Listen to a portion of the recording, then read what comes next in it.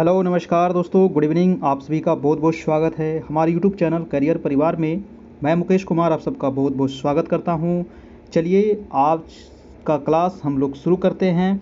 और कल हम लोग देख लिए थे टेस्ट नंबर 15। आज होगा आपका टेस्ट नंबर आपका 16। 15 टेस्ट अगर आप नहीं देखे हैं तो हमारी प्लेलिस्ट में वहाँ पर सारा टेस्ट आपको मिल जाएगा। और हमारा जो टेलीग्राम चैनल है वहाँ पर भी दे दिया गया है, तो सभी जगह आपको हमारा टेस्ट मिल जाएगा। और ये 75 सवाल का आपका ये पूरा सेट है। आज हम लोग देखेंगे टेस्ट नंबर आपका 16 और इसमें टोटल 75 प्रश्न है। और आज जो ये प्रश्न है दोस्तों, बीएड और डीएलएड से संबंधित काफ़ी इंपॉर्टेंट 75 सवाल है जो आपको एग्ज़ाम में पूछने की काफ़ी संभावना है। तो चलिए स्टार्ट करते हैं। और अगर हमारे आप व्हाट्सएप ग्रुप में जुड़ना चाहते हैं तो इस नंबर पर मैसेज करके या फिर कॉल करके आप हमारे ग्रुप में जुड़ सकते हैं। उसके लिए आपको 251 का आपको सहयोग करना है फ़ोन पे या गूगल पे के माध्यम से। फिर हम आपको ग्रुप में ऐड कर देंगे और वहाँ पर आपको जितने भी क्लास हुए हैं सभी क्लास का आपको पीडीएफ मिल जाएगा, पुराने क्लास का भी और जो नया क्लास होगा उसका भी आपको पीडीएफ वीडियो सारा चीज़ आपको वहाँ पर आपको अवेलेबल हो जाएगा। तो ये एक छोटा सा सहयोग है, आप इसको करें और हमारे व्हाट्सएप ग्रुप से जुड़े। वहाँ पर आपको बहुत सारा आपको पीडीएफ आपको मिलते रहेगा। सीटेट की भी आपकी क्लास चल रही है दोस्तों, तो सीटेट में अगर जो लोग आपके दोस्त हों क्लास कर रहे हों तो अगर क्लास करना चाहते हो तो उनको बताइए। इस नंबर पे कांटेक्ट करके आप एडमिशन ले सकते हैं। एडमिशन चल रही है और क्लास भी आपकी स्टार्ट हो गई है। तो ये भी रहा आपका सीटेट से संबंधित। और चलते हैं हम आज का पहला सवाल। जी हाँ, तो सबसे पहले आपको क्या करना है, वीडियो को लाइक कर देना है, अपने अपने दोस्तों को प्लीज़ शेयर कर दीजिए ताकि सभी लोग जुड़ सके। चलिए स्टार्ट करते हैं आज का पहला सवाल। पहला सवाल है कि राज्य शिक्षा संस्थान कहाँ स्थित है। ऑप्शन है लखनऊ, वाराणसी, आगरा या फिर प्रयागराज। तो राज्य शिक्षा संस्थान है आपका प्रयागराज में, यानी कि इलाहाबाद में। अभी वर्तमान में इसका नाम हो गया है प्रयागराज। पहले इसको किस नाम से जानते थे, इलाहाबाद, है ना। यूपी में तो नाम चेंज करने के लिए फेमस हो गया है आपका, ठीक है। तो इसका हो जाएगा आपका प्रयागराज। जी हाँ, नेक्स्ट प्रश्न भी चलते हैं आपका दूसरा नंबर। कह रहा है कि विद्यालय में अनुशासन स्थापित करने में सहायक नहीं है, यानी कि कौन सा वो जो वाक्य है जो अनुशासन स्थापित करने में सही नहीं है। 4 ऑप्शन दिया गया है। तो ऑप्शन ए कह रहा है कि पाठ्य सहगामी क्रियाओं का आयोजन, तो ये तो आपका बिल्कुल सही है। नैतिक शिक्षा की व्यवस्था, ये भी आपका सही है। दंड की अधिकता, और डी कह रहा है कि शिक्षक अधिक अभिभावक सहयोग, ये भी आपका सही है। लेकिन दंड की अधिकता बिल्कुल नहीं होनी चाहिए। अब तो बच्चे को दंड देना ही नहीं है। तो आंसर क्या हो जाएगा आपका, आंसर नंबर सी हो जाएगा। यानी कि अनुशासन स्थापित करना है तो बच्चे को दंड नहीं देना है। 3 आपका बिल्कुल सही है। नेक्स्ट चलते हैं आपका थर्ड नंबर प्रश्न। कह रहा है कि राज्य हिंदी संस्थान कहाँ स्थित है। प्रयागराज में, वाराणसी में, लखनऊ में या फिर गोरखपुर में। तो राज्य हिंदी जो संस्थान है वो है आपका लखनऊ में। कहीं कहीं आपको वाराणसी मिलेगा लेकिन वाराणसी नहीं होगा, लखनऊ में है राज्य हिंदी संस्थान। अगर क्वेश्चन पूछा जाए आपको कि केंद्रीय हिंदी संस्थान कहाँ है, तो केंद्रीय हिंदी जो संस्थान है वो है आपका लखनऊ में। केंद्रीय हिंदी संस्थान कहाँ है, तो लखनऊ में है। ध्यान, सॉरी लखनऊ नहीं, आगरा में है ना। लखनऊ नहीं, केंद्रीय हिंदी संस्थान, सॉरी गलती से निकल गया, है ना। आगरा में है दोस्तों केंद्रीय हिंदी संस्थान, आगरा, ठीक है। और इसकी जो स्थापना हुई थी 1961 में इसकी स्थापना हुई थी, ठीक है। वो फ्लो में कभी कभी निकल जाता है तो वो लोग थोड़ा सा आप लोग ध्यान दीजिएगा, है ना। और गलत मैं बताने का प्रयास कभी नहीं करूँगा, है ना। कभी अगर वैसे फ्लो में निकल जाए तो वो थोड़ा सा आप लोग ध्यान रखिएगा। कह रहा है कि विद्यालय प्रबंधन में महत्वपूर्ण भूमिका होती है। जी हाँ, तो विद्यालय प्रबंधन में महत्वपूर्ण भूमिका किसकी होती है, प्रधानाध्यापक की होती है या शिक्षक की होती है, छात्र छात्राओं की होती है या प्रधान लिपिक की होती है। देखिए यहाँ पर आपको लगेगा ना ऑप्शन की सभी सही है, क्योंकि यहाँ पर क्वेश्चन पूछा है महत्वपूर्ण भूमिका, तो शिक्षक की भी तो भूमिका होती है। लेकिन जो सबसे इम्पॉर्टेंट होगा वो प्रधानाध्यापक की भूमिका वो सबसे ज़्यादा होगा विद्यालय प्रबंधन में। तो आंसर क्या हो जाएगा आपका, ए नंबर। यही तो छांटना है, लगेगा कि आपको सब सही है लेकिन उसमें एक जो है वो सबसे इम्पॉर्टेंट है, वही आपका आंसर निकल के आएगा। नेक्स्ट है 5 नंबर। कह रहा है कि शैक्षिक प्रबंधन का महत्वपूर्ण पक्ष क्या है।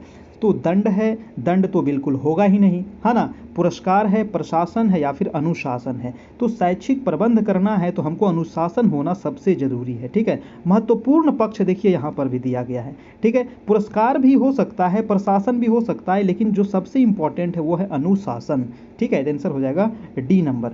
नेक्स्ट है, वीडियो को लाइक कर दीजिएगा। जितने लोग देख रहे हैं प्लीज़ वीडियो को जरूर से जरूर लाइक करें। आप लोग लाइक नहीं करते हैं। कह रहा है कि पठन किस धातु से संबंधित है। पठन किस धातु से बना हुआ है? पठ से, गम से, उपयुक्त दोनों से या कोई नहीं से। तो आंसर हो जाएगा आपका पठ से बना हुआ है पठन शब्द। नेक्स्ट है आपका है 7 नंबर। 7 नंबर प्रश्न कह रहा है कि क्रिया के आधार पर पठन कितने प्रकार के होते हैं। जी हाँ, तो क्रिया के आधार पर जो पठन होते हैं ये आपको 2 प्रकार के होते हैं। आंसर हो जाएगा आपका डी नंबर। 2 प्रकार के कौन कौन से होते हैं? तो एक तो हो गया आपको मौखिक पठन। ठीक है, एक कौन सा हो गया आपका मौखिक पठन, और एक हो जाएगा आपका मौन पठन। ठीक है, मौखिक और मौन पठन, यानी कि सस्वर पठन भी कर सकते हैं मौखिक पठन को। तो ये 2 प्रकार के होते हैं। आपका आंसर हो जाएगा डी नंबर। नेक्स्ट है कि क्रिया के आधार पर पठन है। जी हाँ, क्रिया के आधार पर पठन कितने प्रकार के? तो अभी आपको बता दिए, सस्वर पठन यानी कि मौखिक पठन, और एक हो जाएगा मौन पठन यानी कि आंसर नंबर सी दोनों हो जाएगा। वीडियो अगर चैनल पर नए हैं तो प्लीज़ चैनल को जरूर से जरूर सब्सक्राइब कर ले, है ना। मेरा जो चैनल लिखा हुआ है career point by Mukesh sir, उसके बगल में लिखा हुआ होगा आपको सब्सक्राइब का बटन, वो लाल का होगा, उसको दबाइएगा तो हो जाएगा काला। उसके बगल में होगा घंटी, घंटी को दबा दीजिएगा तो जैसे ही 9 बजेगा मैं लाइव आऊँगा आपको नोटिफिकेशन पहुँच जाएगा। क्योंकि बहुत सारे लोग कहते हैं कि सर लाइव हम कैसे जुड़े, तो लाइव जुड़ने के लिए आपको करना कुछ नहीं है, चैनल को सब्सक्राइब कर लेना है, बगल में जो घंटी है घंटी को दबा दीजिए, बज जाएगा, आपको पहुँच जाएगा। चलिए अगला जो सवाल है काफ़ी इंपॉर्टेंट है क्योंकि ये कथन है। कह रहा है, ये कथन याद रखना है। कह रहा है कि पठन लेखक द्वारा उद्दिष्ट सुलिखित सुवर्णित प्रतीकों को किसी के अनुभव की विधि से उनको संबंधित करके सार्थकता देने की प्रक्रिया है। ये कथन किसका है? डिसेंट का है, फ्रॉवेल का है, गांधी जी का है या फिर प्रेमचंद का है? तो ये जो कथन है वो है आपका डिसेंट का। आंसर हो जाएगा आपका आंसर नंबर ए। ये तो याद करने वाला चीज़ है, तो इसको 2-4 बार आप देखिएगा तो याद हो जाएगा। तो इसका पीडीएफ आप ले सकते हैं, है ना। पीडीएफ आपका बिल्कुल उपलब्ध है, लेकिन उसके लिए आपको थोड़ा सा सहयोग करना पड़ेगा। कह रहा है कि साइजॉइड वर्ग में कौन से बालक आते हैं। जी हाँ, बताइए साइजॉइड वर्ग, वेरी इंपॉर्टेंट सवाल है। इसके अंतर्गत कौन से बालक आएंगे? मोटे बालक आएंगे, स्वस्थ या फिर लंबे शरीर वाले, प्रतिभाशाली या प्रखर बुद्धि वाले, दुबले पतले या लंबे शरीर वाले, या फिर प्रतिभाशाली? तो इसके अंतर्गत जो आते हैं वो प्रतिभाशाली बालक आते हैं। प्रतिभाशाली जो बालक होते हैं उसका बुद्धि लब्धि कितना होता है, आईक्यू कितना होता है? तो 130 से अधिक होता है। याद रखिएगा, ये क्वेश्चन भी कई बार पूछा गया है ना, कि जो प्रतिभाशाली बालक होते हैं उसका बुद्धि लब्धि कितना होता है? तो 130 से अधिक के। और सामान्य जो बालक होते हैं उसका कितना होता है? तो 100 से लेकर के 110 के बीच में लगभग होता है सामान्य बालक का। नेक्स्ट चलते हैं आपका 11 नंबर। कह रहा है प्रश्न कि मानसिक स्वास्थ्य के नियमों को खोजना और उन्हें बनाए रखना अध्ययन का केंद्र बिंदु है। यह कथन किसका है? वेरी इंपॉर्टेंट है, बताइए ये कथन किसका है? ऑप्शन है सैफर, हैडफील्ड या ड्रेवर या फिर लैडेक। तो ये जो कथन है वो हो जाएगा आपका ड्रेवर का ये कथन है। आंसर नंबर हो जाएगा आपका सी नंबर। चलिए नेक्स्ट प्रश्न देखते हैं आपका कि किस प्रकार के बच्चों की शिक्षा हेतु सांकेतिक भाषा का प्रयोग किया जाता है। जी हाँ, तो सांकेतिक भाषा का प्रयोग हम किस बच्चे के लिए करेंगे? दृष्टि दोष बच्चे के लिए, या फिर श्रवण दोष बच्चे के लिए, या फिर मूक बधिर के लिए, या फिर मंद बुद्धि बच्चे के लिए? तो जो सांकेतिक भाषा का प्रयोग किया जाता है वो श्रवण दोष बच्चे के लिए कहते हैं। ठीक है, तो आंसर हो जाएगा आपका आंसर नंबर बी हो जाएगा आपका, श्रवण दोष बच्चे के लिए। नेक्स्ट है आपका 13 नंबर प्रश्न। देखिए यहाँ पर आपको सामान्य अध्ययन की भी क्लास चल रही है, आपको पेडागोजी भी की क्लास चल रही है ना, और आपको मैथ और रीजनिंग का भी क्लास हम लेंगे, है ना। समय नहीं मिल पाता है और भी सीटेट का क्लास लेना रहता है ना, तो इसकी वजह से हम टाइम निकाल करके हम मैथ रीजनिंग का भी क्लास हम लेंगे, आप लोग टेंशन ना लें। 13 नंबर प्रश्न कह रहा है कि बालक के कोषों एवं पेशियों में समय के साथ साथ होने वाला परिवर्तन जिसके कारण वह एक निश्चित समय पर कोई कार्य कर सकता है क्या कहलाता है। देखिए समय के साथ क्या होता है, तो बच्चे के शरीर में परिवर्तन होता है ना। तो ये परिवर्तन जो है जिसके कारण वह निश्चित समय में कोई कार्य कर सकता है, इसको क्या कहा जाता है। तो इसी को तो कहते हैं परिपक्वता, इसी को क्या कहते हैं कि परिपक्वता। आंसर हो जाएगा आपका, आंसर नंबर ए हो जाएगा। नेक्स्ट है आपका 14 नंबर। 14 नंबर प्रश्न कह रहा है कि एक बच्चा, ठीक है, एक बच्चा जो किससे ग्रसित है और वो जो है SAW 100 को वाज कह देता है और न्यूक्लियर को अनक्लियर कह देता है। ये क्वेश्चन जो है ना वेरी वेरी इंपॉर्टेंट, एक क्वेश्चन फिक्स है कि इस प्रकार का क्वेश्चन पूछेगा ही। आज जो 75 सवाल हम कर रहे हैं, यहाँ से आपको 5 से ज़्यादा सवाल आपको एग्जाम में आने की संभावना 100% है, ठीक है। उसमें से एक सवाल आपका ये हो जाएगा कि इस प्रकार का क्वेश्चन आपको पूछेगा ही पूछेगा कि कोई जो बच्चा है वो 100 को क्या पढ़ जाता है, वाज पढ़ जाता है, उल्टा पढ़ लेता है वो, या फिर न्यूक्लियर को क्या पढ़ता है, अनक्लियर पढ़ जाता है। तो इस प्रकार के बच्चे को क्या कहा जाते हैं, है ना। इसमें तो इस प्रकार के बच्चे जो होते हैं दोस्तों, उसको डिसलेक्सिया होता है। क्या होता है, डिसलेक्सिया, यानी कि जो बच्चे डिसलेक्सिया से ग्रसित होते हैं उनको पढ़ने में क्या होता है, दिक्कत होता है, ठीक है। डिसकैलकुलिया क्या होता है, डिसकैलकुलिया के बारे में कई बार पूछा गया है। तो गणित को जो बच्चे को समझने में दिक्कत होता है उसको कहते हैं डिसकैलकुलिया। और डिस्ग्राफिया किसको कहा जाता है, तो डिस्ग्राफिया का मतलब कि बच्चा जो है ठीक से लिख नहीं पाता है, तो उसको कहते हैं डिस्ग्राफिया। तो ये तीनों जो है ना आपका, डिसलेक्सिया, डिसकैलकुलिया और डिस्ग्राफिया, 1 नंबर यहाँ से फिक्स है कि आपको पूछेगा ही पूछेगा। नेक्स्ट चलते हैं आपका 15 नंबर। 15 नंबर प्रश्न है कि निम्नलिखित में से कौन सा सूक्ष्म गतिक कौशल का उदाहरण है। तो सूक्ष्म गतिक कौशल का उदाहरण कौन सा है, चढ़ना है, फुदकना है, दौड़ना है या फिर लिखना है। तो यहाँ पर क्या हो जाएगा, यहाँ पर आंसर हो जाएगा आपका लिखना। लिखना क्या है, सूक्ष्म गतिक कौशल है। नेक्स्ट है आपका 16 नंबर। प्रश्न कह रहा है कि नर्सरी कक्षा में शुरुआत करने के लिए कौन सी विषय वस्तु सबसे अच्छी होगी। जी हाँ, बच्चे को हम सबसे पहले नर्सरी कक्षा में ले जाते हैं और उसको शुरुआत करने के लिए हम क्या करेंगे, कौन सी मतलब कि विषय वस्तु उसको पढ़ाना चाहिए। मेरा प्रिय मित्र, मेरा पड़ोस, मेरा विद्यालय या फिर मेरा परिवार। तो सबसे पहले इसको मेरा परिवार, इसको विषय पढ़ाना चाहिए, ठीक है। तो आंसर हो जाएगा आपका आंसर नंबर डी। नेक्स्ट है आपका 17 नंबर। 17 नंबर कह रहा है कि सीखने के लिए आकलन निम्नलिखित का ध्यान रखता है। सीखने के लिए आकलन किसका ध्यान रखता है, किसके सिवाय, यानी कि इसमें से एक ऑप्शन जो है वो गलत है, बाकी 3 ऑप्शन सही है। तो ऑप्शन ए कह रहा है विद्यार्थियों की त्रुटियां, बी कह रहा है विद्यार्थियों को अधिगम शैलियां बिल्कुल होनी चाहिए, विद्यार्थियों की क्षमताएं ये भी सही है, विद्यार्थियों की आवश्यकताएं ये भी सही है। लेकिन जो ए नंबर ऑप्शन है ना, ये आपका ऑप्शन क्या है, ये गलत है और यही आपको पूछ रहा था। आंसर हो जाएगा आपका आंसर नंबर ए हो जाएगा। चलते हैं हम अगले सवाल पे। कह रहा है कि संचार माध्यम की अमुद्रित सामग्री कौन सी है। जी हाँ, तो संचार माध्यम की सामग्री यहाँ पर पूछा गया है। ऑप्शन है स्लाइड, प्रोजेक्ट, फिल्म स्ट्रिप या फिर इनमें से सभी। तो इनमें से सभी हो जाएगा आपका, आंसर नंबर हो जाएगा आपका डी हो जाएगा 18 का, ठीक है, इनमें से सभी। नेक्स्ट है आपका 19 नंबर प्रश्न कि निम्नलिखित में से कौन सा मूल्य नहीं है। तो कौन सा मूल्य नहीं है, मानव गरिमा का सम्मान, स्वतंत्रता, महत्व या फिर राज्य पूजा। तो देखिए इसमें कौन सा मूल्य नहीं है, तो आंसर हो जाएगा आपका राज्य पूजा, यानी आंसर नंबर हो जाएगा आपका डी। नहीं पूछ रहा था। नेक्स्ट प्रश्न है आपका 20 नंबर। 20 नंबर प्रश्न है कि निम्नलिखित में से कौन सा उपयोगितावादी मूल्य है। दोस्तों तो उपयोगितावादी मूल्य कौन से हैं इसमें, आर्थिक मूल्य, नैतिक मूल्य, सौंदर्यात्मक मूल्य या फिर आध्यात्मिक मूल्य। तो 20 का हो जाएगा आपका आंसर नंबर ए, यानी कि आर्थिक मूल्य जो है ये उपयोगितावादी मूल्य है आपका। नेक्स्ट है आपका 21 नंबर। 21 कह रहा है कि एकता या फिर राष्ट्रीय सद्भावना है। तो एकता या फिर राष्ट्रीय सद्भावना क्या है। ऑप्शन है देशभक्ति का पुराना प्रत्यय, देशभक्ति का नया प्रत्यय, देशभक्ति के समान प्रत्यय या फिर विघटनकारी प्रत्यय। तो 21 का क्या हो जाएगा आपका, देशभक्ति का नया प्रत्यय, यही राष्ट्र एकता और राष्ट्रीय सद्भावना है।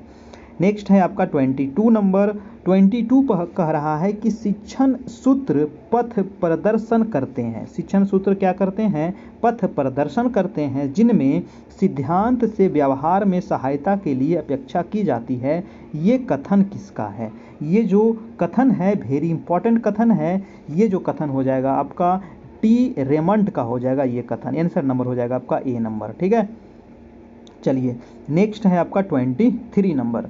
23 प्रश्न कह रहा है कि शिक्षा के अधिकार के अंतर्गत निःशुल्क शिक्षा का प्रावधान निम्नांकित हेतु है। ये क्वेश्चन आपका वेरी इंपॉर्टेंट है, ये छपने वाला सवाल है, ये बिल्कुल छपने वाला सवाल है, इसमें आपको 100% याद रखिएगा। तो निःशुल्क शिक्षा का जो प्रावधान किया गया है वो 6 से 14 वर्ष तक के बच्चों के लिए किया गया है। निःशुल्क और अनिवार्य शिक्षा ये जो किया गया है आपको 86वें संविधान संशोधन के अंतर्गत किया गया था। और ये कब किया गया था? तो 2002 ईस्वी में किया गया था। और ये जो संशोधन हुआ था ये संविधान में, और इसके तहत अनुच्छेद 21 के ए में क्या जोड़ा गया था कि जो भी बच्चे 6 से 14 वर्ष तक के हैं उनको निःशुल्क और अनिवार्य शिक्षा दी जाएगी। ठीक है, तो ये हो जाएगा आपका आंसर नंबर ए हो जाएगा। ये भी क्वेश्चन पूछा जाता है कि कैवें संशोधन के तहत 86 में कब हुआ था? 2002 में हुआ था। ये संविधान के मौलिक अधिकार के अंतर्गत आता है, आपका 21 के ए में जोड़ा गया है। अगला है आपका 24 नंबर। कह रहा है कि किसी देश की आधारशिला होती है। जी हाँ, किसी भी देश की आधारशिला क्या होती है? तो वहाँ की प्राथमिक शिक्षा होती है, या माध्यमिक शिक्षा, या उच्च शिक्षा, या फिर व्यावसायिक शिक्षा। तो आधारशील जो शिक्षा होती है ना, आधारशिला जो होता है किसी भी देश का, तो वो प्राथमिक शिक्षा होता है आपका। आंसर हो जाएगा आपका आंसर नंबर ए नंबर हो जाएगा। नेक्स्ट है आपका 25 नंबर। कह रहा है विश्लेषण से संश्लेषण सूत्र। जी हाँ, ये सूत्र कौन सा है? विश्लेषण से संश्लेषण। ये जो सूत्र का प्रभावी प्रयोग किस विषय में किया जाता है? तो इसका जो प्रयोग होता है वो इतिहास विषय में होता है। ठीक है, याद रखना है, इतिहास विषय में इसका प्रयोग होता है। एक क्वेश्चन यहाँ पर पूछा जा सकता है कि, और काफ़ी इंपॉर्टेंट है, कि शिक्षण सूत्र के जनक किसे माना जाता है? जी हाँ, शिक्षण सूत्र के जनक। तो याद रखिएगा, शिक्षण सूत्र के जनक कौन है? चलिए जल्दी जल्दी कमेंट कीजिए, शिक्षण सूत्र के जनक कौन है? तो हो जाएगा आपका हर्बर्ट स्पेंसर। क्या हो जाएगा? हर्बर्ट स्पेंसर, है ना, याद रखिएगा, हर्बर्ट स्पेंसर। ठीक है, हर्बर्ट स्पेंसर जो हैं इनके शिक्षा सूत्र के जनक माने जाते हैं। वेरी वेरी इंपॉर्टेंट सवाल था, याद रखना है। नेक्स्ट है आपका 26 नंबर। कह रहा है कि भारत में प्रदूषण का एक कारण क्या है? जी हाँ, तो भारत में प्रदूषण का एक जो कारण है वो आपको अशिक्षित जनता, बेरोजगारी, या जनसंख्या विस्फोट, या फिर निर्धनता। देखिए सबसे इंपॉर्टेंट जो ऑप्शन हो जाएगा वो हो जाएगा आपका जनसंख्या विस्फोट। जनसंख्या इतनी तीव्र गति से बढ़ रही है कि इससे क्या है, प्रदूषण पर भी बहुत ज़्यादा इफेक्ट पड़ रहा है। आंसर हो जाएगा आपका C number, right answer. Next है आपका 27 नंबर की प्रदूषण का कारण है। प्रदूषण का कारण क्या है? वनोन्मूलन यानी कि वन की कटाई, दूसरा है स्वचालित वाहन, या जनसंख्या वृद्धि, या उपयुक्त सभी। तो प्रदूषण का कारण तो यहाँ पर सभी दिख रहा है आपको। वनोन्मूलन भी है, दिन प्रतिदिन इतना अंधेधुंध तरीके से वनों की कटाई चल रही है। स्वचालित वाहन, है ना, जनसंख्या जो विस्फोट तरीके से बढ़ रही है, तो सभी हो जाएगा। आंसर नंबर डी हो जाएगा। नेक्स्ट है आपका 28 नंबर। कह रहा है कि वायु ऊर्जा को बदला जा सकता है। वायु ऊर्जा को यांत्रिक ऊर्जा और विद्युत ऊर्जा दोनों में बदल सकते हैं। आंसर हो जाएगा आपका आंसर नंबर सी हो जाएगा आपका 28 का। ठीक है, वायु ऊर्जा। नेक्स्ट है आपका कि भूमि का संरक्षण किया जा सकता है। तो भूमि का संरक्षण कैसे कर सकते हैं? वृक्षारोपण करके, या रेखीय जुताई करके, या सीढ़ीदार खेती करके, या उपयुक्त सभी। तो भूमि का संरक्षण कर सकते हैं हम तीनों प्रकार से, है ना। वृक्षारोपण के द्वारा भी, अगर वृक्ष रोपते हैं तो क्या होता है, जो भूमि है यानी जो मिट्टी है उसको वृक्ष क्या करते रहती है, पकड़े हुए रहती है ना। तो इससे भी हो सकता है, रेखीय जुताई के द्वारा, और सीढ़ीदार खेती के द्वारा भी। यानी कि आंसर हो जाएगा आपका आंसर नंबर डी हो जाएगा। नेक्स्ट चलते हैं आपका 30 नंबर। वीडियो को सभी लोग थोड़ा सा एक बार लाइक कर दीजिएगा, जितने लोग अभी लाइव देख रहे हैं, है ना। अगला प्रश्न कह रहा है 30 नंबर कि किसका कथन है मापन मूल्यांकन का वह भाग है जो प्रतिशत, मात्रा, अंक, या मध्यमान एवं औसत के रूप में व्यक्त किया जाता है। जी हाँ, तो ये कथन किसका है? तो ये जो कथन है दोस्तों वो हो जाएगा आपका वासले का। किसका कथन है? ये है आपका वासले का। ठीक है। चलिए नेक्स्ट प्रश्न है आपका 31 नंबर। 31 प्रश्न कह रहा है कि परिषदीय विद्यालयों में प्रथम सत्र परीक्षा कब होती है? जी हाँ, तो परिषदीय विद्यालय में जो प्रथम सत्र की जो परीक्षा होती है वो आपको अगस्त में होती है। कब होती है? अगस्त में होती है। आंसर हो जाएगा ए नंबर। नेक्स्ट है आपका कि द्वितीय सत्र परीक्षा परिषदीय विद्यालय में कब निर्धारित किया जाता है? तो प्रथम सत्र हो गया अगस्त में, और द्वितीय सत्र की जो परीक्षा होती है वो होती है आपको दिसंबर में, है ना। ऑप्शन नंबर बी हो जाएगा आपका आंसर नंबर बी। नेक्स्ट है आपका 33 नंबर। 33 नंबर प्रश्न कह रहा है निदान यानी कि डायग्नोसिस शब्द का प्रयोग किसके लिए किया जाता है। जी हाँ, तो निदान शब्द का प्रयोग किसके लिए करते हैं, तो आंसर हो जाएगा मापन के लिए किया जाता है निदान शब्द का प्रयोग। ये आंसर नंबर हो जाएगा आपका ए। ठीक है, चलिए नेक्स्ट है आपका 34 नंबर। कह रहा है कि शैक्षिक नवाचार के अंतर्गत आते हैं। जी हाँ, तो शैक्षिक नवाचार के अंतर्गत क्या आते हैं, तो ऑप्शन है आपका शिक्षण अधिगम, मूल्यांकन, विद्यालय प्रबंधन या फिर उपयुक्त सभी। तो शैक्षिक नवाचार के अंतर्गत सभी हो जाएगा आपका, शिक्षण अधिगम भी, मूल्यांकन भी, विद्यालय प्रबंधन भी आपका। अगला सवाल है आपका कि जीवन में शांति के उपाय हैं। तो जीवन में शांति के उपाय कौन कौन से हैं, उचित शिक्षा तंत्र या पाठ्य सहगामी क्रियाएं, उचित समाजीकरण या उपयुक्त सभी। तो इसका जो हो जाएगा दोस्तों, जीवन में शांति के जो उपाय हैं वो सभी है ना। उचित शिक्षा तंत्र भी होनी चाहिए, पाठ्य सहगामी क्रियाएं भी और उचित समाजीकरण भी। अगला है आपका 36 नंबर। कह रहा है कि तनाव के प्रकार हैं। जी हाँ, तनाव के कौन कौन से प्रकार हैं, ऑप्शन है जैविक तनाव, मनोवैज्ञानिक तनाव, सामाजिक तनाव या इनमें से सभी। तो 36 का क्या हो जाएगा, आपको तनाव के जो प्रकार हैं वो आपका इसका भी हो जाएगा आपका सभी, यानी कि इनमें से सभी। आंसर नंबर डी हो जाएगा आपका, तीनों हो जाएगा। अगला है आपका 37 नंबर कि महिलाओं की स्थिति सुधारने के लिए महिला वर्ष है। तो महिला वर्ष कब मनाया गया था महिलाओं की स्थिति को सुधारने के लिए, ये काफ़ी अच्छा प्रश्न है। तो 37 का क्या हो जाएगा आपका 1990 ईस्वी में, है ना। 1990 में महिला वर्ष मनाया गया था। ठीक है, चलिए आंसर नंबर सी। वीडियो को सभी लोग लाइक कर दीजिए, चैनल पर नए हैं चैनल को जरूर से जरूर सब्सक्राइब कर लीजिए। और इसका PDF चाहिए तो आपको हमारे WhatsApp नंबर पर आपको कांटेक्ट करना होगा, वहाँ पर आपको कुछ सहयोग करके आपको वहाँ पर मिल जाएगा। चलिए आगे पढ़ते हैं हम लोग। 38 नंबर प्रश्न कह रहा है कि जो बीमारी दूर करने के योग्य है उसे दूर न करना हिंसा है। यह परिभाषा किसकी है, ये जो परिभाषा है वेरी वेरी इंपॉर्टेंट है। यानी कि जो बीमारी दूर करने के योग्य है उसे दूर न करना भी ये क्या है, तो हिंसा है। ये कथन जो है वो महात्मा गांधी का है। किसका ये कथन है, महात्मा गांधी जी का है, याद रखना है। नेक्स्ट है आपका 39 नंबर कि योग्यतम की उत्तरजीविका का सिद्धांत किसने दिया। तो योग्यतम की उत्तरजीविका का सिद्धांत किसने दिया है, ऑप्शन है आपका सैमुअल स्माइल या डमविले या फिर डार्विन या फिर एस मुनरो। 39 का हो जाएगा डमविले के द्वारा ये दिया गया है, योग्यतम की उत्तरजीविका का सिद्धांत। नेक्स्ट है कि लोक संचार माध्यम है। जी हाँ, तो लोक संचार किसका माध्यम है, कठपुतली का खेल, समाचार पत्र, पोस्टर या इनमें से सभी। तो 40 का क्या हो जाएगा, इनमें से सभी का ये माध्यम है लोक संचार। अगला है आपका 41 नंबर प्रश्न कह रहा है कि परामर्श से संबंधित जिले की विशेषज्ञ समिति का नेतृत्व करता है। परामर्श से संबंधित जिले की विशेषज्ञ समिति का नेतृत्व कौन करता है, ऑप्शन है जिले का मुख्य चिकित्साधिकारी या फिर जिला मजिस्ट्रेट या जिलाधिकारी या जिला विद्यालय निरीक्षण। तो 41 का क्या होगा, तो 41 का हो जाएगा आपका जिले के मुख्य चिकित्साधिकारी नेतृत्व करते हैं। नेक्स्ट है आपका 42 नंबर प्रश्न कह रहा है कि विद्यालय में ह्रास अवरोध की समस्या को रोकने में प्रमुख रूप से सहायक कौन है। तो विद्यालय में ह्रास अवरोध की समस्या को रोकने के लिए जो सहायक है, ऑप्शन है शिक्षक या अभिभावक या निर्देशन या फिर निर्देशन और परामर्श। 42 का क्या हो जाएगा, तो आंसर हो जाएगा आपका डी नंबर, यानी निर्देशन और परामर्श दोनों हो जाएगा, यानी कि आंसर नंबर हो जाएगा आपका डी नंबर।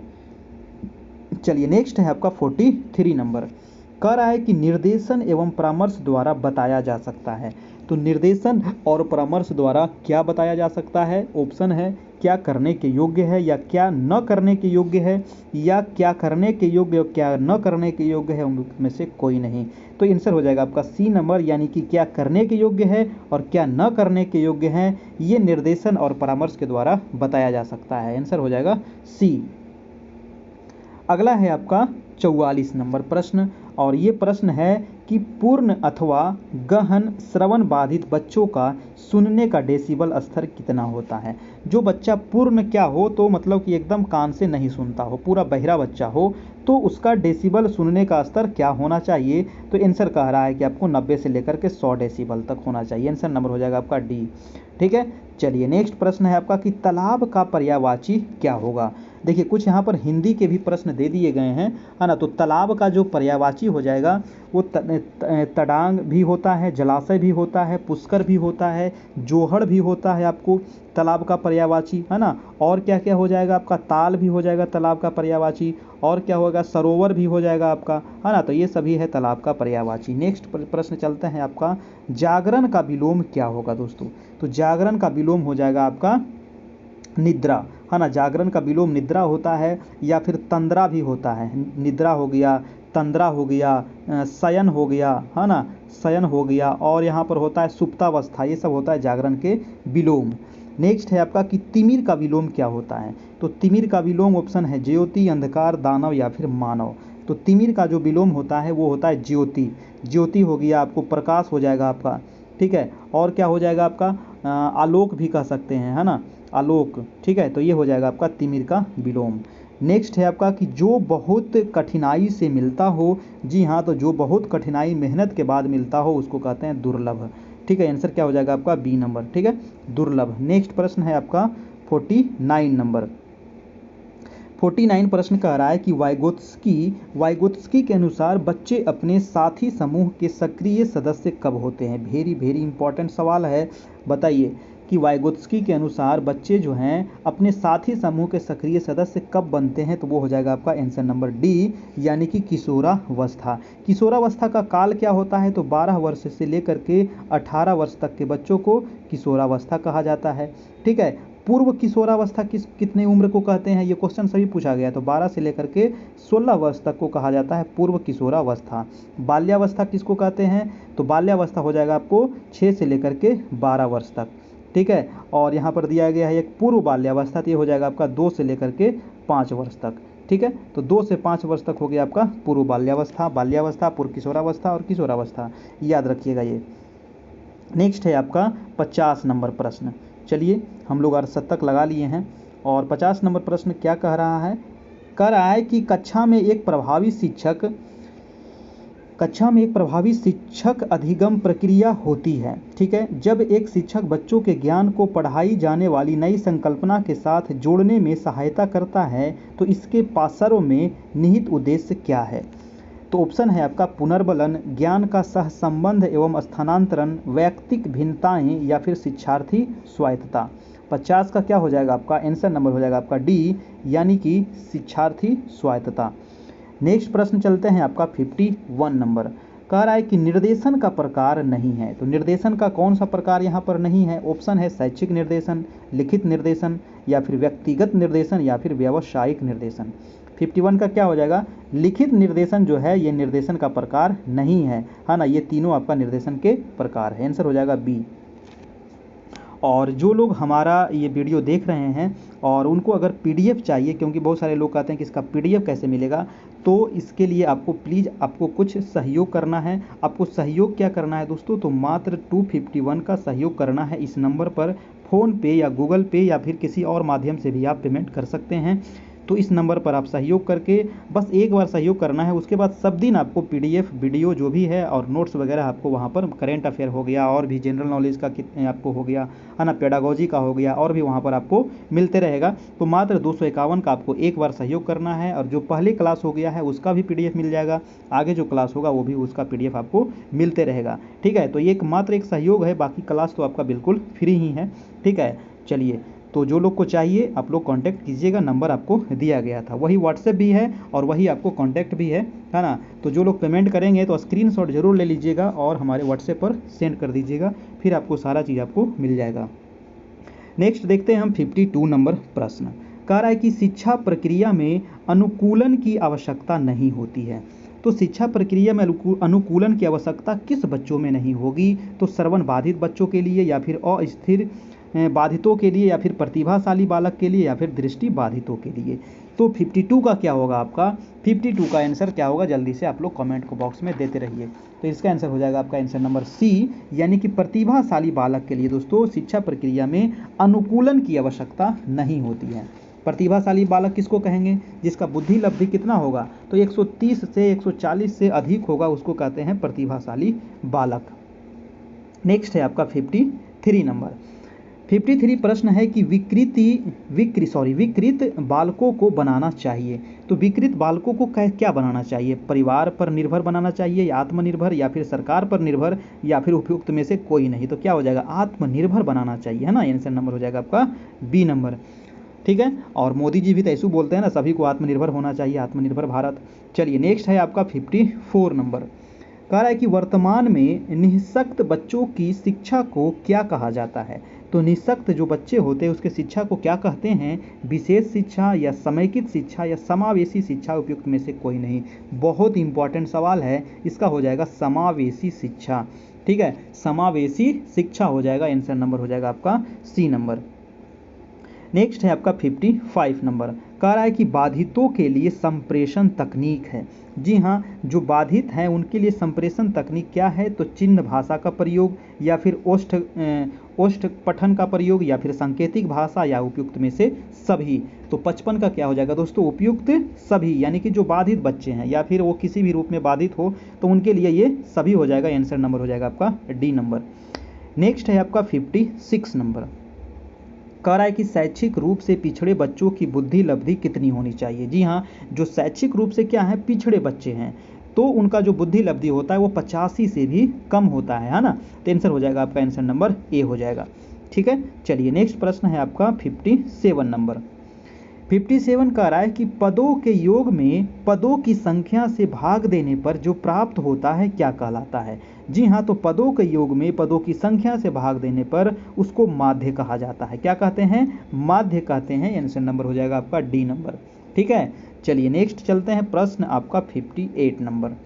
कह रहा है कि बाल विकास का विभाजन कितनी अवस्थाओं में किया जाता है? जी हाँ, तो बाल विकास का अगर विभाजन आप देखें शिक्षा के दृष्टि से अगर देखा जाए तो 3 भाग में बांटा जाता है। ठीक है, एक तो हो जाएगा आपको शैशवावस्था, है ना। तो शैशवावस्था, एक हो जाएगा बाल्यावस्था, और एक हो जाएगा किशोरावस्था। तो शैशवावस्था का काल कितना होता है? 0 से लेकर के 6 वर्ष तक, बाल्यावस्था का 6 से लेकर के 12 वर्ष तक, और किशोरावस्था का 12 से लेकर के 18 वर्ष तक। तो मेन शिक्षा की दृष्टि से 3 भागों में बांटा गया है बाल विकास को आपको। ठीक है, तो आंसर हो जाएगा आपका आंसर नंबर बी नंबर आपका। ठीक है, और किशोरावस्था के बाद कौन सी अवस्था होती है? तो प्रौढ़ावस्था। ठीक है, ऐसे तो अवस्था 4 होती है, लेकिन शिक्षा की दृष्टि से 3 ही माना गया। आंसर हो जाएगा बी नंबर। नेक्स्ट चलते हैं आपका 59 नंबर। कह रहा है कि बालकों को पूर्वजों से प्राप्त गुण कहा जाता है। जी हाँ, आपके पूर्वज से जो आपके अंदर जो गुण आता है उसको क्या कहते हैं? तो उसको कहते हैं अनुवंशिकता। जी हाँ, क्या कहते हैं? अनुवंशिकता, यानी कि answer number a very important सवाल रहा। अगला सवाल चलते हैं आपका 60 नंबर। वीडियो अच्छा लग रहा हो तो एक लाइक कर दीजिएगा, चैनल पर नए हैं चैनल को सब्सक्राइब कर लीजिएगा। कह रहा है कि बुद्धि के समूह कारक सिद्धांत का प्रतिपादन किसने किया था? वेरी इंपॉर्टेंट प्रश्न है कि समूह कारक सिद्धांत का प्रतिपादन किसने किया? हिलमाई, वेबर, थ्रस्टन, या फिर थॉम्पसन। तो 60 का क्या हो जाएगा आपका? वो किया गया था थ्रस्टन के द्वारा। ठीक है, याद रखिएगा, समूह कारक सिद्धांत थ्रस्टन के द्वारा कब किया गया? 1937 ईस्वी में। ठीक है, 1937 में। अगला प्रश्न है आपका 61। कह रहा है कि व्यक्ति का संपूर्ण व्यवहार प्रतिमान जो उसकी समस्त विशेषताओं को व्यक्त करता है क्या कहलाता है? तो उसको क्या कहते हैं? व्यक्तित्व कहते हैं, रुचि कहते हैं, प्रेरणा कहते हैं, या कल्पना कहते हैं? तो उसको कहा जाता है व्यक्तित्व। ठीक है, यानी कि व्यक्ति का संपूर्ण व्यवहार प्रतिमान जो उसकी समस्त विशेषताओं को व्यक्त करता है उसको व्यक्तित्व कहा जाता है। ठीक है, नेक्स्ट है आपका 62 नंबर। कह रहा है कि वर्णों के सार्थक समूह को क्या कहते हैं? जी हाँ, तो वर्ण के जो सार्थक समूह है उससे क्या शब्द बनता है? आपका आंसर नंबर हो जाएगा आपका ए नंबर। ठीक है, चलिए नेक्स्ट प्रश्न है आपका 63 कह रहा है कि अ, दीर्घई, उ और री स्वर प्रकार हैं। ये किस प्रकार के हैं? तो दीर्घ हैं, या फिर प्लुत हैं, या फिर ह्रस्व हैं, या फिर इनमें से कोई नहीं। तो इसको कहा जाता है दोस्तों ह्रस्व स्वर। ठीक है, ह्रस्व स्वर के अंतर्गत कौन कौन क्या क्या आता है? तो अ हो गया, आ हो गया, हर्षई, दीर्घई, हर्षऊ, दीर्घऊ, ए, ओ, और ये इत्यादि जो है ये ह्रस्व स्वर के अंतर्गत आते हैं। आपको दीर्घ स्वर में कौन कौन आता है? तो आ हो गया, और दीर्घ ई हो गया, दीर्घ ऊ हो गया, और री हो गया। ये होता है दीर्घ स्वर के अंतर्गत। ठीक है। नेक्स्ट प्रश्न है आपका कि विराम चिन्ह को क्या कहते हैं। तो ये तो काफ़ी इजी प्रश्न है। विराम चिन्ह मतलब क्या होता है, पूर्ण विराम, है ना, ये जो लगाते हैं हम लोग जब वाक्य समाप्त हो जाता है तो पूर्ण विराम का प्रयोग करते हैं। आंसर हो जाएगा आपका सी नंबर। प्रश्नवाचक चिन्ह तो आपका इस प्रकार का हो गया, है ना, प्रश्नवाचक चिन्ह। और अल्प विराम कैसा होता है, तो ये कॉमा सा, है ना, तो इसको कहते हैं अल्प विराम। विस्मयादि सूचक कैसा होता है, तो ऐसे और नीचे देकर के बिंदु, तो इसको कहते हैं विस्म सूचक आपका। ठीक है, चलिए नेक्स्ट है आपका 65 नंबर। कह रहा है कि अतिवृष्टि का विलोम शब्द बताना है। जी हाँ, अतिवृष्टि का विलोम क्या होगा, अनावृष्टि। क्या होगा, अनावृष्टि हो जाएगा विलोम। नेक्स्ट है आपका कि य र ल व व्यंजन है। य र ल व ये पहले भी बताए थे, ये संयुक्त व्यंजन के अंतर्गत आता है आपका। ठीक है, य र ल व संयुक्त नहीं, है ना, य र ल व अंतस्थ व्यंजन के अंतर्गत आएगा, है ना। संयुक्त व्यंजन तो आपका दूसरा हो जाता है, छ हो जाएगा आपका संयुक्त व्यंजन, त्र हो जाएगा, है ना, छ त्र ज्ञ, ठीक है, और हो जाएगा श्री। तो ये होता है आपका संयुक्त व्यंजन के अंतर्गत। ठीक है, उष्म व्यंजन के अंतर्गत क्या आता है, तो तालव स, है ना, मूर्धन्य श और आपका दंत श और आपका ह, ये होता है आपका उष्म व्यंजन। ठीक है, संयुक्त व्यंजन हो गया, उष्म व्यंजन हो गया, अंतस्थ व्यंजन हो गया, य र ल व। ठीक है, ये चीज़ याद रखिएगा। और स्पर्श व्यंजन के अंतर्गत क्या होता है, तो स्पर्श व्यंजन होता है 16। ठीक है, कितने टोटल होता है, 16, जैसे क ख ग घ। ठीक है, और ट ठ ड ढ त थ द ध और प फ ब भ, टोटल 16 होता है आपका स्पर्श व्यंजन। तो ये सभी चीज़ आप ध्यान रखिएगा। नेक्स्ट है कि हिंदी में स्वर होते हैं। जी हाँ, तो हिंदी में कितने स्वर होते हैं, हिंदी में टोटल स्वरों की संख्या होती है आपकी 11। कितनी होती है, 11 स्वर होते हैं। अंग्रेजी में 5 होता है। ठीक है, तो हिंदी में 11 स्वर्ण हो गया। और व्यंजन कितना हो गया, व्यंजन होता है आपका 41। ठीक है, व्यंजन होता है आपका 41 और स्वर हो गया आपका 11।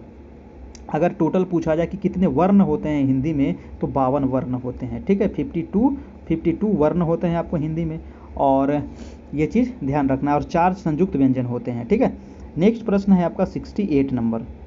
68 कह रहा है कि मनुष्य के उच्चारण प्रयोगी अवयव कौन कौन से हैं। जी हाँ, उच्चारण प्रयोगी तो काकल हो गया, कंठ हो गया, दंत हो गया, इनमें से सभी हो जाएगा, है ना, सभी से उच्चारण निकलता है हमारा, है ना, कंठ से भी निकलता है, दंत से भी निकलता है, ओष्ठ से भी निकलता है। ठीक है, तो आंसर हो जाएगा डी नंबर। नेक्स्ट है आपका 69 नंबर।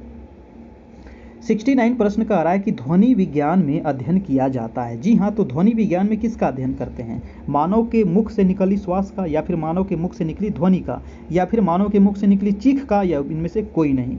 तो क्या होगा, 69 का आंसर हो जाएगा आपका बी नंबर, यानी कि मानव के मुख से निकली ध्वनि का अध्ययन करते हैं हम ध्वनि विज्ञान में। ठीक है, आंसर नंबर हो जाएगा आपका बी नंबर। अगला है आपका 70 नंबर प्रश्न। 70 नंबर कह रहा है कि ओष्ठाकृति के आधार पर स्वर्ण होते हैं। तो ओष्ठाकृति के आधार पर स्वर क्या होते हैं, तो वृत्ताकार स्वर या फिर अवृत्ताकार स्वर, या इनमें से दोनों। तो इनमें से दोनों हो जाएगा, आंसर नंबर हो जाएगा आपका सी नंबर। ठीक है, ओष्ठाकृति के आधार पर 2 प्रकार के होते हैं, वृत्ताकार और अवृत्ताकार। अगला है आपका 71 नंबर प्रश्न। कह रहा है कि TAT व्यक्तित्व परीक्षण का निर्माण किसने किया था। जी हाँ, बहुत इंपॉर्टेंट प्रश्न है। TAT व्यक्तित्व परीक्षण का जो निर्माण किया गया था, ये मॉर्गन एवं मर्रे के द्वारा किया गया था। मॉर्गन और मर्रे के द्वारा ये परीक्षण किया गया था, आपको अमेरिका में किया गया था दोस्तों। और कब किया गया था, तो 1935 ईस्वी में किया गया था आपका। ठीक है, याद रखिएगा 1935 में। चलिए, वीडियो को जितने लोग देख रहे हैं प्लीज़ लाइक कर दीजिए, है ना, और चैनल पर नए हैं तो चैनल को भी सब्सक्राइब कर लीजिए, ताकि अगला क्लास का आपको वीडियो मिल सके। नेक्स्ट है कि CAT परीक्षण किस आयु के बच्चे के व्यक्तित्व का मूल्यांकन करने हेतु प्रयुक्त होता है। जी हाँ, CAT परीक्षण। तो CAT जो परीक्षण किया गया था, ये भारत के कोलकाता में किया गया था। 1993 ईस्वी में ये परीक्षण आपको किया गया था। और ये कितने वर्ष के बच्चों के लिए किया जाता है, तो 3 से 11 वर्ष तक के बच्चों के लिए किया जाता है CAT परीक्षण। ठीक है, चलिए नेक्स्ट प्रश्न है आपका 73 नंबर। प्रश्न कह रहा है कि संवेग का प्रकार नहीं है। जी हाँ, तो संवेग का प्रकार इनमें से कौन सा नहीं है, ध्यान इसमें से संवेग का प्रकार नहीं है। और जो लोग हमारे व्हाट्सएप ग्रुप से जुड़ना चाहते हैं, तो हमारे 7857824310 ये आपका व्हाट्सएप नंबर है। इस पर आपको 251 का आपको सहयोग करना है, फ़ोन पे या गूगल पे के माध्यम से। फ़ोन पे गूगल पे भी यही नंबर है, और स्क्रीनशॉट लेकर के हमारे व्हाट्सएप नंबर पर भेज देना है। फिर आपको जो भी क्लास हुआ उसका PDF हो गया, आपका वीडियो हो गया, सारा चीज़ आपको वहाँ पर अवेलेबल हो जाएगा। और आगे भी आपको जो भी क्लास होगा उसका भी अवेलेबल होते रहेगा। चलते हैं हम अगले सवाल पर कि प्रतिभाशाली बालक की बुद्धि लब्धि होती है। जी हाँ, ये प्रश्न आपको बताए थे कि प्रतिभाशाली जो बालक होता है उसका जो बुद्धि लब्धि होता है 80 से 90 तो होगा ही नहीं, 110 से 112 ये तो सामान्य बालक हो जाएगा, 100 से 120 के बीच में है ना, या 110 के बीच में सामान्य बालक होता है। 140 से अधिक जो होता है दोस्तों ये प्रतिभाशाली बालक। अगर यहाँ पर 130 भी दे देता ना तो ये भी आपका सही था। 130 या 140 से अधिक जिसका बुद्धि लब्धि होता है वो प्रतिभाशाली बालक होते हैं। ठीक है, नेक्स्ट है आपका 75 नंबर। चलिए 75 और आज का लास्ट प्रश्न हम देखते हैं कि बालक में संज्ञानात्मक विकास के अंतर्गत जीन पियाजे ने कितनी प्रक्रियाओं का वर्णन किया। बहुत बहुत इंपॉर्टेंट एक क्वेश्चन यहाँ से फिक्स है। यहाँ से मैं बहुत सारा फैक्ट अभी आपको बताने वाला हूँ कि बालक में संज्ञानात्मक विकास के अंतर्गत जीन पियाजे ने कितनी प्रक्रियाओं का वर्णन किया था। तो इन्होंने 4 प्रक्रियाओं का वर्णन किया था। अब ये 4 प्रक्रिया कौन कौन था ये आपको एग्जाम में पूछा जाता है। तो 4 प्रक्रिया जो था वो कौन कौन था तो मैं यहाँ पर लिख देता हूँ। पहला जो प्रक्रिया था वो था आपका संवेदिक पेशीय, है ना। कौन था? संवेदिक पेशीय अवस्था, जिसको कहा जाता था संवेदिक पेशीय। ठीक है, याद रखना है संवेदिक पेशीय अवस्था। ये जो काल था बच्चा का 0 से लेकर के 2 वर्ष तक, यानी कि जन्म से 2 वर्ष तक। दूसरा जो अवस्था था दोस्तों जीन पियाजे इन्होंने जो बताया था 4 प्रक्रिया, वो था आपका पूर्व संक्रियात्मक। क्या था? पूर्व संक्रियात्मक। ठीक है, पूर्व संक्रियात्मक जो था ये था आपका 2 से लेकर के 7 वर्ष तक के बच्चों के लिए। और तीसरा था आपका, है ना, मैं इसको मिटा दिया हूँ, आप इसको बैक करके देख लीजिएगा। तीसरा जो था वो था आपका मूर्त संक्रियात्मक। कौन था? मूर्त संक्रियात्मक। ये जीन पियाजे वाला ना काफ़ी इंपॉर्टेंट है। तो मूर्त संक्रियात्मक जो था ये 7 से लेकर के 12 वर्ष तक के बच्चों के लिए था। और चौथा था आपका वो था अमूर्त संक्रियात्मक। ठीक है, अमूर्त संक्रियात्मक। तो अमूर्त संक्रियात्मक जो था ये था आपको 12 वर्ष से लेकर के 15 वर्ष तक के बच्चों के लिए। ठीक है, तो ये जो 4 अवस्था बताया गया है किसके द्वारा? जीन पियाजे के द्वारा बताया गया है। ये चारों अवस्था जो अभी आपको बताए, संवेदिक पेशीय 0 से 2 वर्ष, पूर्व संक्रियात्मक 2 से 7 वर्ष, मूर्त संक्रियात्मक 7 से 12 वर्ष, अमूर्त संक्रियात्मक 12 से 15 वर्ष। ये चारों अवस्था थे, 4 अवस्था बताया गया है आपको किसके द्वारा? तो जीन पियाजे के द्वारा। आंसर हो जाएगा आपका, आंसर नंबर डी हो जाएगा। तो ये रहा आज का 75 सवाल। आपको कैसा लगा आप लोग जरूर से ज़रूर नीचे कमेंट बॉक्स में बताइएगा। और ये रहा इसका आंसर शीट। और जिन लोगों को अगर इसका अगर PDF चाहिए तो वो आपको क्या करना है, आपको इसके लिए 251 रुपये का आपको सहयोग करना है इस नंबर पर, है ना। आपको फ़ोनपे के माध्यम से कर सकते हैं या गूगल पे के माध्यम से कर सकते हैं या पेटीएम कर सकते हैं, जैसे भी माध्यम से आप कर सकते हैं। और इसका स्क्रीनशॉट लेकर के इसी नंबर व्हाट्सएप पर आपको भेज देना है। फिर आपको जो भी PDF है, अभी तक जितना भी क्लास हुआ उसका PDF मिल जाएगा, वीडियो मिल जाएगा, और भी अदर वहाँ आपको नोट्स आपको वहाँ पर प्रोवाइड किया जाएगा। तो ये रहा आज का क्लास दोस्तों। आप लोग सहयोग कीजिएगा और अगर लेना चाहें तो ले सकते हैं। ये रहा सीटेट के क्लास का, सीटेट का क्लास आपका चल रहा है। और उसके अलावा हिंदी संस्कृत की भी क्लास चल रही है। और आज समाप्त जो होगी आपका टेस्ट नंबर 16। ये टेस्ट आपको कैसा लगा बताइएगा कमेंट करके, है ना। और क्या आपकी सुझाव है, सुझाव भी आप दे सकते हैं, है ना। और बहुत जल्द हम मैथ के लिए भी रीजनिंग का भी क्लास लेंगे, लेकिन समय के थोड़ा सा अभाव की वजह से नहीं ले पा रहे हैं, है ना। नहीं तो इसका भी हम 2-2 क्लास लेते हैं। दिन में आपका क्लास रहता है सीटेट वगैरह का, तो नहीं ले पाते हैं। ठीक है, ये 75 प्रश्नों का आपका सेट है ना। और कल जो होगा वो सामान्य अध्ययन का आपका क्लास होगा इसी समय पर आपका, रात में 9 बजे से डेली आपका क्लास चलता है। कल भी आपका 9 बजे से सामान्य अध्ययन की क्लास चलेगी आपकी। ठीक है, तो ये रहा आपका व्हाट्सएप नंबर, आप इससे जुड़ सकते हैं। ठीक है दोस्तों, तो हम यहीं पर अब वीडियो को समाप्त करेंगे। आप लोग अच्छे से तैयारी करते रहिए और जहाँ तक हो सके मैं आप सभी को सहयोग करते रहूँगा, है ना, वीडियो के माध्यम से। ठीक है, आप लोग हमारे से जुड़े रहिए, चैनल को सब्सक्राइब कर लीजिए। चैनल पर नए हैं तो ज़रूर से ज़रूर चैनल को सब्सक्राइब कर लीजिएगा, वीडियो को लाइक कर दीजिएगा और अपने दोस्तों को शेयर ज़रूर कीजिएगा। ठीक है, तो फिर हम मिलते हैं कल इसी चैनल पर इसी समय। तब तक के लिए good night, goodbye, take care.